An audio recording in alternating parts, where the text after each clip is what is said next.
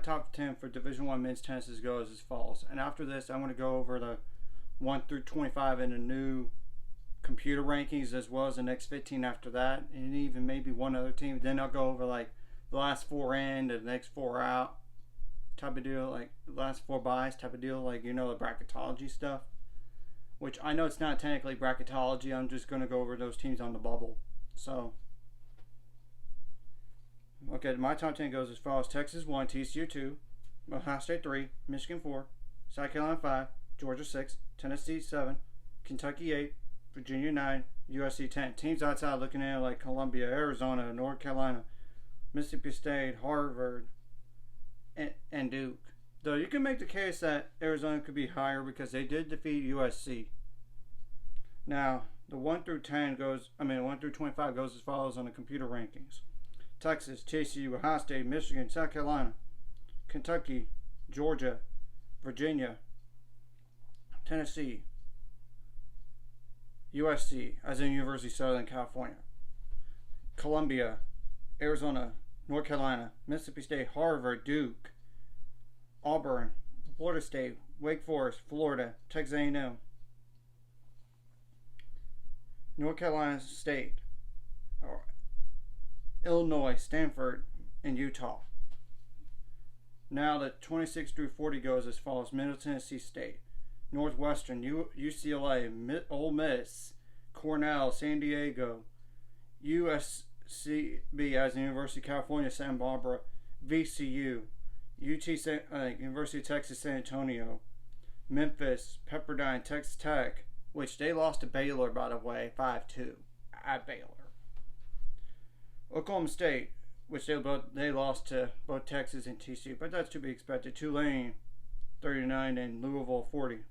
Of course, Baylor's like 41, and Oklahoma's 42. So now I'm going to go over the bubble teams. I'm going to say this right off the top: even though Florida right now is number 20 in the country, they have only 2 given wins left on the schedule. Everything else could very well be a loss, and they could very well be on that 500 rule if they don't win the first match in the SEC tournament. If they go like 2-4 for the last 6 matches of the regular season, but then you have to win in one conference tournament match, and then maybe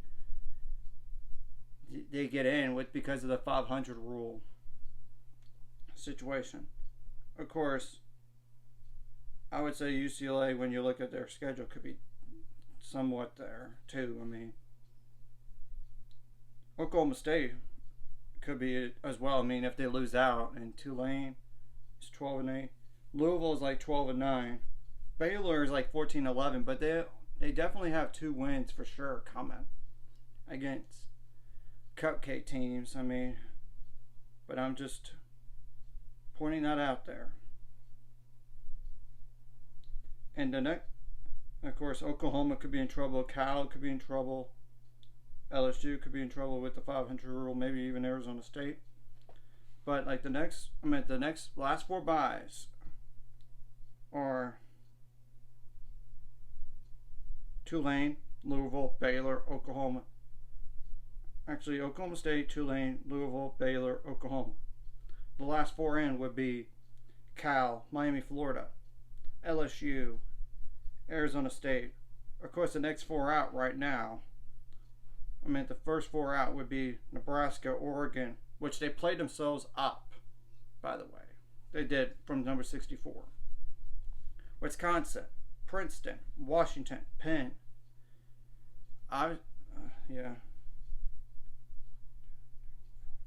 course, the next 4 out would be Washington, Penn, USF, Notre Dame.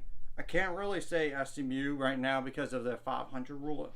But if they get above 500, yeah, they would be technically in the conversation. Alabama, the only way they're going to get in is just the SEC tournament. They have a losing record right now. Same thing goes for UCF. Clemson's 10-10. They're kind of on the bubble. Tulsa as well. So in Arkansas, yeah, that's just naming some teams right there. And it's not like teams that are really low down in the rankings, but they are like currently the Big Sky Conference leader. So that's just an FYI on that. So keep an eye out for it. It's only a handful more polls left. I mean,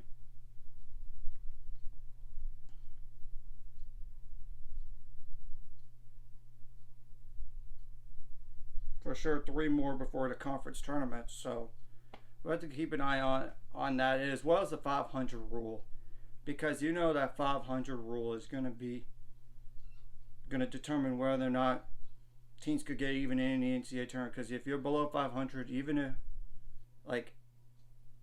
if you win your conference tournament and you're below 500, you're automatically in. It's just after that, no.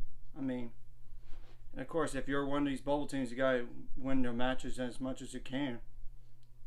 Not only the cupcake ones, but you gotta win some bigger ones. Like I know Baylor, for example, has Texas and TCU this week. If they could somehow split, I think they're definitely in. Of course, if they beat both Oklahoma schools or even one of those, and as well as or just win one of those Oklahoma schools remaining on the schedule in terms of Big 12 play. I think that and a conference tournament win, I think they're definitely in. Of course, if they win both, they should get in. Both Oklahomas, of course, if you beat one of Texas and TCU, for example, and beat both Oklahoma schools, they're definitely in. There's no dispute. So it's going to be interesting to see what happens here. Anyways, if you like this content, like and subscribe, and I see you guys learn 5 subscribers. We're on the road to it. Let's go.